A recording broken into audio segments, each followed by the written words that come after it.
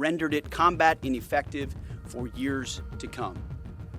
You see, in less than 40 days, one of our combatant commands, Central Command, CENTCOM, using less than 10% of America's total combat power, dismantled one of the world's largest militaries. The world's leading state sponsor of terrorism proved utterly incapable of defending itself, its people, or its territory.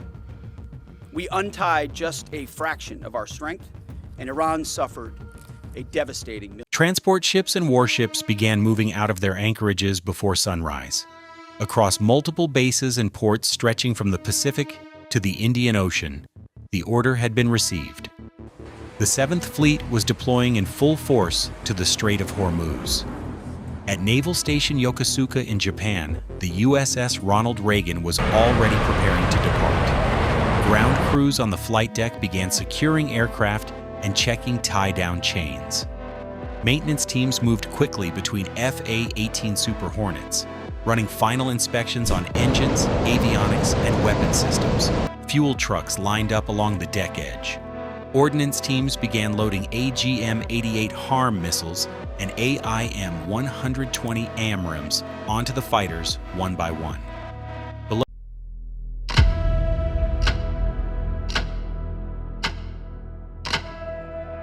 Below deck in the hangar bay, additional aircraft were being prepped. CE-2D Hawkeye early warning aircraft were rolled out and positioned for elevator transfer to the flight deck. EA-18G Growler electronic warfare jets received software updates to their jamming systems. Every aircraft in the air wing was being made ready. On the pier, supply pallets were still being loaded through the ship's side hatches. Thousands of pounds of spare parts, jet fuel additives, and aviation munitions moved up conveyor systems into the carrier's interior magazines. Sailors worked in chains, passing boxes hand to hand with steady efficiency. The USS Decatur and USS Gridley, both Arleigh Burke-class guided missile destroyers, departed their moorings alongside the carrier.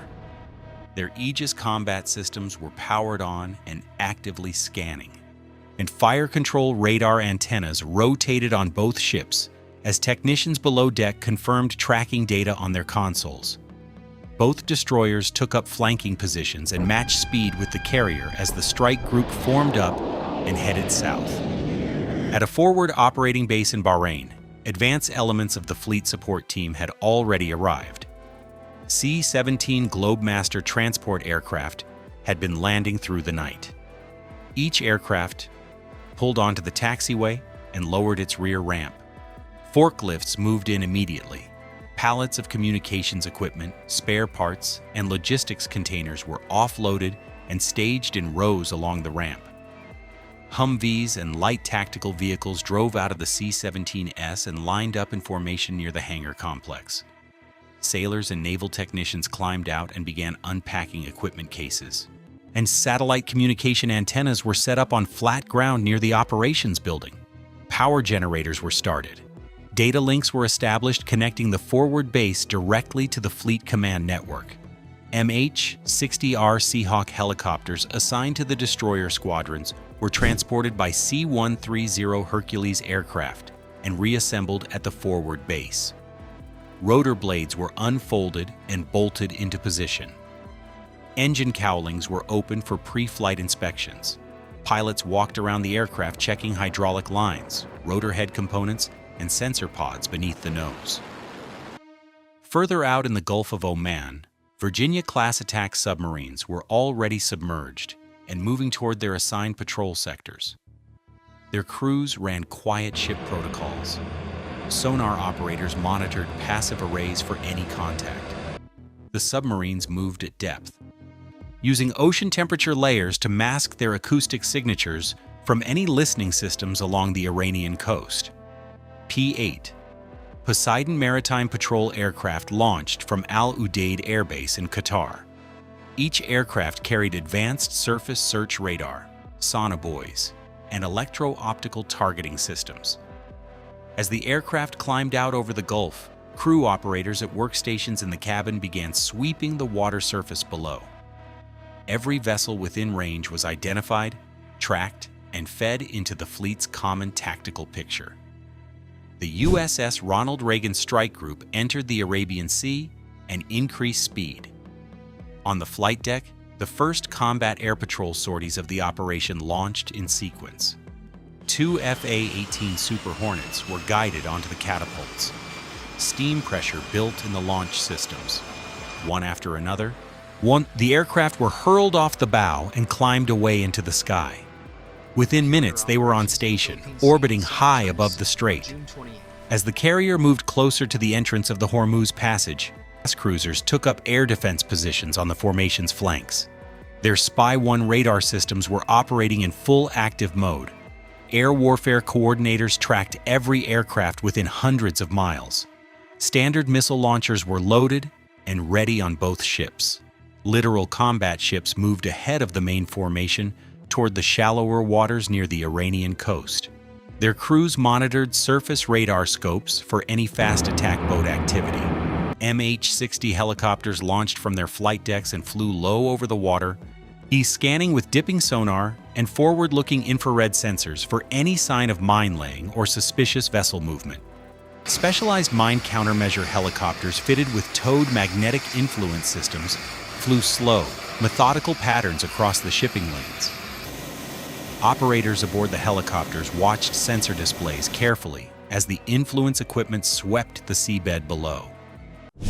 Surface minesweepers worked alongside them, following pre-planned track lines through the most critical sections of the passage. On the destroyers, 5-inch gun crews ran readiness drills.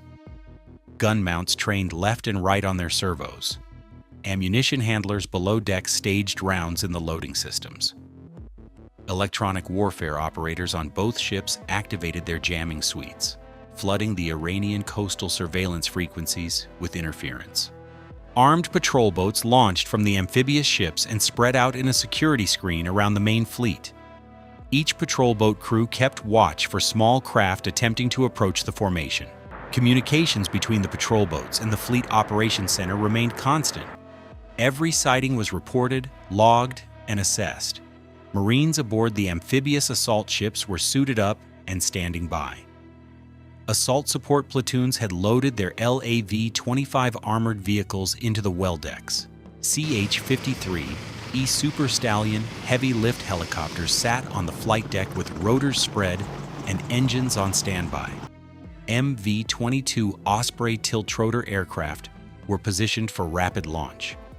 The Marine Expeditionary Unit was fully prepared to support any shore-based contingency operation if ordered. As the fleet moved through the strait, the destroyer USS Decatur conducted a deliberate freedom of navigation transit along the center line of the passage. Her Aegis system tracked 14 separate contacts simultaneously. Electronic warfare suites detected multiple Iranian radar emissions and immediately began active jamming. The ship's crew moved through general quarters stations with practiced calm. 2 FA-18 Super Hornets descended from their patrol altitude and made a low-level pass across the path of approaching Iranian fast attack boats. The aircraft dropped bright flares that burned white over the dark water. The Iranian vessels broke formation and turned back toward their coastal bases. The fleet logged the contact and continued its transit without interruption. By first light, the main shipping lanes through the strait had been swept and declared clear of mine threats. Destroyer escorts took up flanking positions on the first convoy of oil tankers cleared to transit.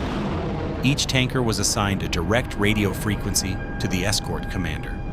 Sailors on the destroyer watchdecks maintained visual contact with the tankers as the convoy moved through at steady speed. High above, a continuous rotation of FA-18S and EA-18G Growlers maintained combat air patrol. Each aircraft was fully armed and fuel-topped from the S-3 tanker aircraft orbiting nearby. No coverage gap was permitted. From the surface to high altitude, every layer of the operational environment was covered. Aboard the USS Ronald Reagan, Admiral Hayes reviewed the fleet status board. Every ship reported green. Every patrol sector was covered. Every communications link was active. The operations center hummed with quiet efficiency as watch officers managed the continuous flow of information from dozens of assets spread across the strait. Fuel replenishment vessels moved alongside the destroyers at sea, conducting underway replenishment operations. Fueling lines were rigged and product began flowing between ships without either vessel slowing below operational speed. The fleet could remain on station indefinitely. The 7th Fleet held every meter of that passage. Ships in formation, aircraft overhead, submarines below, every system active, every crew at their station. The operation was not winding down. It was sustaining. The strait was controlled, the lanes were open, and the fleet remained ready.